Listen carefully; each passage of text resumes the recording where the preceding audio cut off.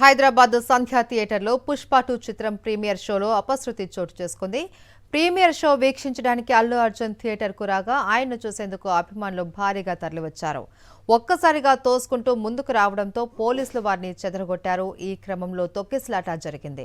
పోలీసులు లాఠీచార్జ్ చేయడంతో రేవతి అనే మహిళతో పాటు ఆమె కుమారుడు శ్రీతేజ కింద పడిపోయి జనం కాళ్ల మధ్య నలిగిపోయారు. ఇద్దరు తీవ్ర గాయాలతో స్పృహ తప్పారు. వెంటనే పోలీసులు వారిని పక్కకు తీసుకెళ్లి సిపిఆర్ చేశారు. హుటాహుటిన ఆర్టీసీ క్రాస్ రోడ్స్లోని ప్రైవేట్ ఆసుపత్రికి తరలించారు. అక్కడ చికిత్స పొందుతూ తల్లి మృతి చెందారు. కుమారుడి పరిస్థితి విషమంగా ఉంది. దీంతో నిమ్స్కు తరలించారు.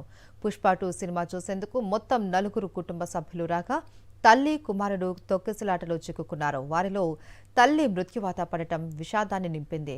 తొక్కిసలాటలో మరికొందరు స్వల్పంగా గాయపడ్డారు. ఈ ఘటనపై చిక్కడపల్లి పోలీసులు కేసు నమోదు చేశారు.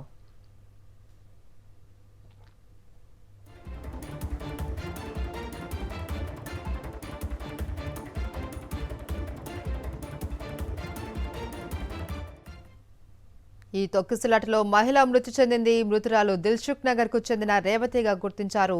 మరో బాలుడి పరిస్థితి విషమంగా ఉంది. దీంతో ఆసుపత్రికి తరలించారు. థియేటర్ వద్ద దాదాపు 200 మంది పోలీసులు మోహరించారు.